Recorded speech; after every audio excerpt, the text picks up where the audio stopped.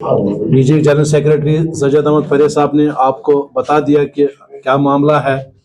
चूंकि जो last protest हमने किया था उसके बाद में सरकार का हम वेट कर रहे थे कि वो कब दावत देंगे, उन्होंने कहा था। तो आज उनकी दावत पे हम बातचीत के लिए नासिर असलम वानी जो ऑनरेबल एडवाइजर है उनसे मिले।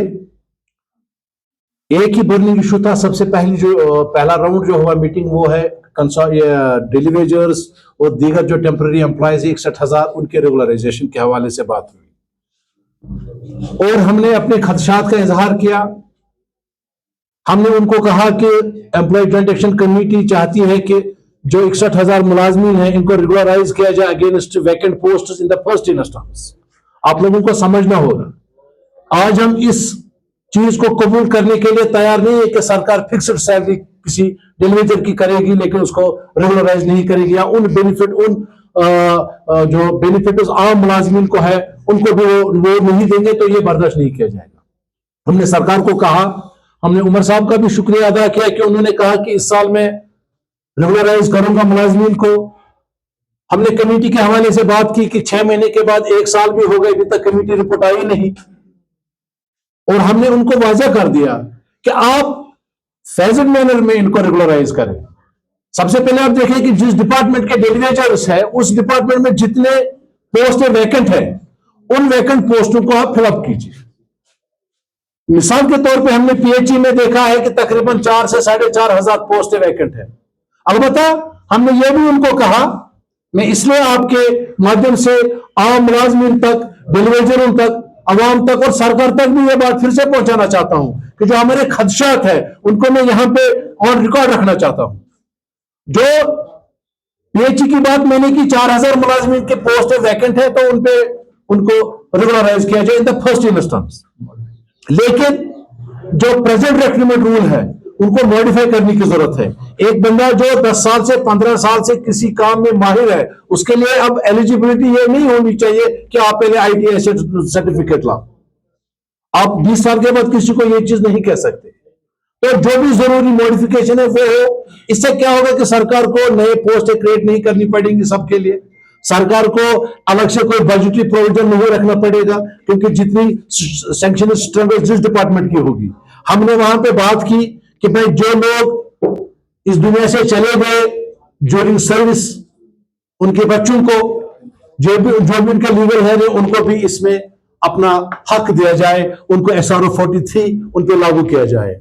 हमने इनसे कहा कि जिन लोगों को रिटायरमेंट हो गई है उनके लिए आप रिट्रोस्पेक्टिव ऑप्शन रखो, ताकि कम से कम जो 20 साल 30 साल 35 साल अपनी जवानी के उन्होंने सरकार को दिए, महकमे को दिए, अवाम की खिदमत में दिए, उनको कुछ मिले। इसी तरह से हमने कहा जैसे फॉरेस्ट है, टूरिज्म है, सेरिकल्चर है, एग्रोस्ट्रोलॉजी है, HDF है, इसमें बहुत सारे डेलीवेजर हैं जो अनपेड है, उनको पैसा नहीं मिल रहा है। रेगुलराइजेशन जब आप करेंगे लेकिन तब तक वो कैसे सस्टेन करेंगे, वो जिंदा कैसे रहेंगे?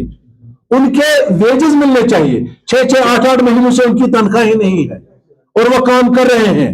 टूरिज्म में हमने देखा अनपेड एम्प्लॉइज जो डेलीवेजर या कैजुअल लेबरर्स है वो विदाउट सैलरी काम कर रहे हैं। इसी तरह फॉरेस्ट में, HDF में, ये सारे चीजें हमने सरकार की नोटिस में लाई। जो बातचीत हुई हमने उनको कहा कि हमें रोड पे निकलने का कोई शौक नहीं है, ना हमें हड़ताल करने का कोई शौक है, लेकिन हम तवक्को रखते हैं। एक ऑनरेबल CM ने एक बार नहीं कई बार असेंबली में खड़े होकर कहा कि भाई हम आपको ये आश्वासन देते हैं कि हम रेगुलराइजेशन के हवाले से जरूर कुछ ना कुछ करेंगे। और आज जब हमने बात की तो उन्होंने कहा कि हम एक बार फिर आपसे मिलेंगे जैसे ही, क्योंकि अब वक्त करीब है कि जम्मू में जो सेक्रेटरीट है वो बंद हो जाएगा और यहाँ फिर से खुलेगा।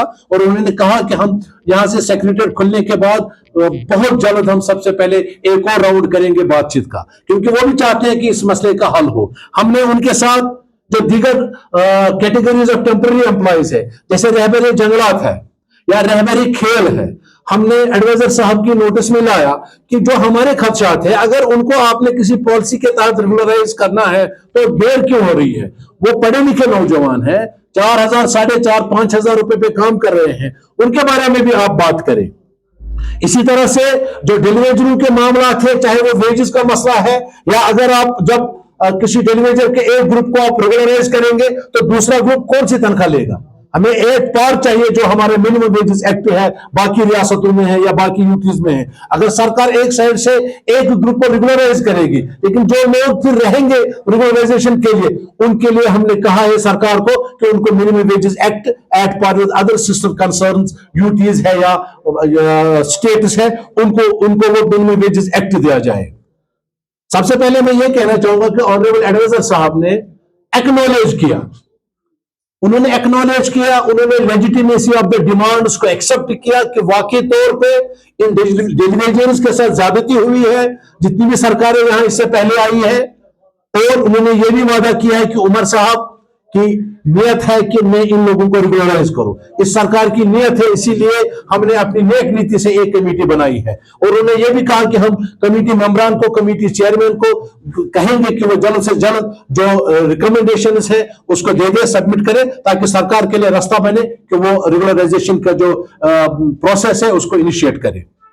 उसके बाद में हमने जो दूसरे महकमात यहां पे है, पीएसयूज है, गवर्नमेंट डिपार्टमेंट्स है, उनके हवाले से हमने बात की सेकंड राउंड में।